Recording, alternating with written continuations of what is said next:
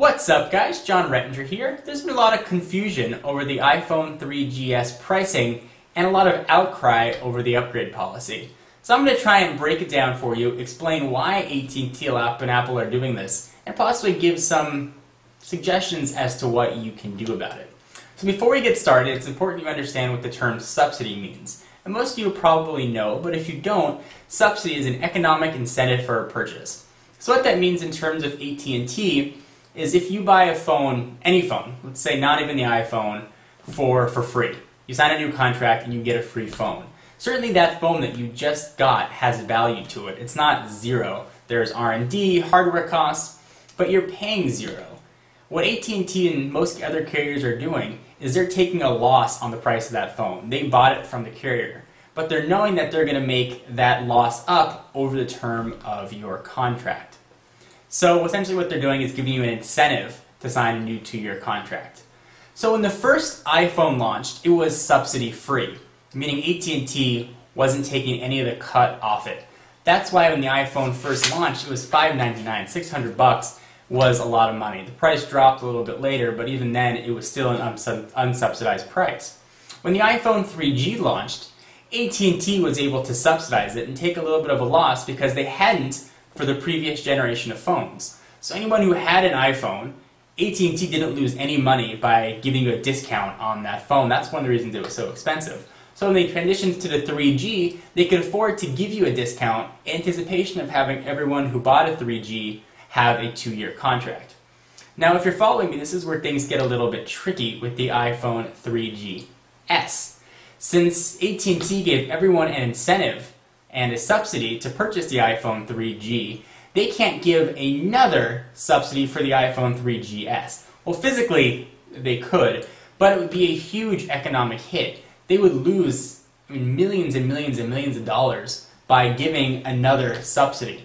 So essentially what they would be doing is taking a loss on one phone and taking a loss on a second phone, and those two losses would not be recouped on the term of a contract. So having the iPhone in their stable would actually be a losing proposition for them. That's the big reason why AT&T didn't offer a subsidy, or is not offering a subsidy, for current 3G owners and those already on a contract. Think about it like this. Let's take the iPhone out of the equation. Let's say 6 months ago you went to AT&T and you got a new phone, you signed a new contract, and you've been really happy with it. 6 months later you want to get a new phone. You probably don't expect AT&T to give you another discount on a new phone 6 months later because they haven't recouped the cost of the discount they gave you on the first phone. And the same thing is applying to the iPhone 3GS. So let's get into the pricing of the 3GS for just a minute here. It's going to run you $199 if you're eligible for an upgrade for the 16 gigabyte version, or $299 if you're eligible for the 32 gigabyte version. If you're a current 3G owner, or you're already on contract, the 16 gig is going to run you $499, or the 32 is going to run you $599. For those of you keeping track at home, there's a $300 price difference. So AT&T is subsidizing the price of your phone by $300. So there is something kind of interesting that you can do. And I'm not recommending that you do this because there could be some little squirrely things that happen, but let me explain and at least give you guys some options. AT&T and all other carriers have what's called an early termination fee. So what that essentially means is you can terminate your contract, and so you lose your phone number, and you can start a new contract. It means you're also eligible for a new line of service. So before I go through and do the math about this, let me tell you, I know a lot of people are talking about early termination fees. I don't recommend doing this. There's a time lapse in between terminating your phone and getting a new line of service that may not make you eligible to even open a new line. You may have to do it under a different name or have a parent open it for you.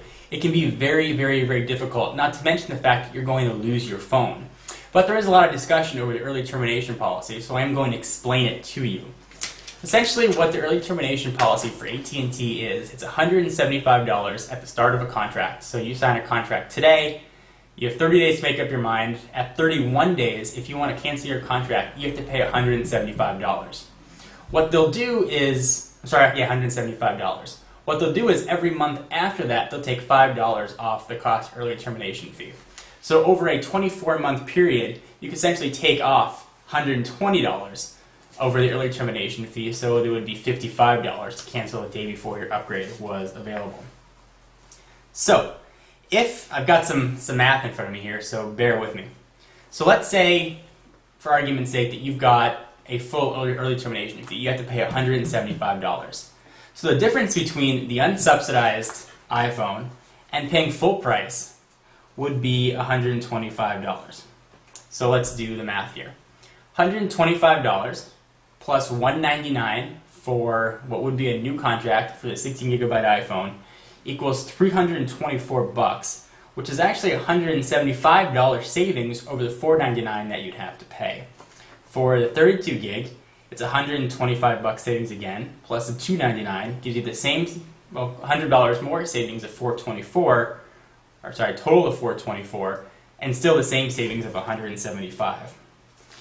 So I just want to explain the math to you. So technically you would be saving money, but you might not be eligible to start a new contract. You're going to, even if you are, you might have a lapse, and it's going to be very difficult to start a new contract. So I'm not advocating going out and terminating your contract. I'm just explaining it to you since I've been getting a lot of questions about contract termination. So I hope that makes sense. Essentially, if you could, in a perfect world, terminate your contract and start a new one the same day, you would save $175 over the iPhone 3G upgrade price of $499 or $599. That being said, it's not worth it. If you want an iPhone 3G, it's probably better, unfortunately, to pay the full unsubsidized price of $500 or $600 respectively. I know it is a lot to swallow. From a consumer perspective, like I said in previous videos, I understand the outcry. Apple gave you a discount on the 3G and you want that same discount for the 3GS. But from a business standpoint, you just can't do it. And you have to understand it just a little bit. You don't expect a discount on everything you get. And if you take the 3G out of the equation, you can't expect a phone company to give you a discount every time you want to upgrade. It's the nature of the beast that new technology comes out. There's going to be an update to the iPhone 3GS in probably a year. There's going to be an update after that, and after that, and after that. And unfortunately, if you want to be on the cutting edge of technology, it's going to cost you money. And people get a little sensitive when it comes to their wallets. So I can get the consumer outcry, but from a business standpoint, it's just not smart business sense. I know it's probably going to piss a lot of people off, but it's the truth. I know there's a lot of emotion involved with getting a new phone because you love the iPhone or you feel strongly about Apple, but from a business standpoint, AT&T just can't do it. It doesn't affect Apple one way or another, whether or not AT&T subsidizes it. They would get a price of a lump check back from AT&T. You know what Apple could do is make the phone a little bit cheaper. Component-wise, it hasn't been torn down yet, but I assume there's a big profit margin built in. But that profit margin doesn't account for all the R&D, and that's research and development that went into the iPhone. So this is a little more technical and mathy than I like to get in my videos, but I did want to explain the pricing and how it worked and the reasoning behind why AT&T is doing it. I'd be a little upset too. Again, I understand it, but from a business standpoint, it just does not make sense for another subsidy for the 3GS. And that would mean the next phone would be subsidized, and after that would be subsidized. And it really would get to be a very long and negative process for the carrier. And this would be true if the iPhone was on any other carrier. If it was on Verizon, Sprint, or T-Mobile, the carrier just could not afford to subsidize every device every year. So anyway, I hope this helped answer some of your questions. For exclusive content and you want to ask me some more iPhone-related questions, follow me on Twitter, twitter.com/John4Lakers. Link will be in the sidebar. I will see you guys in the next video. Bye-bye.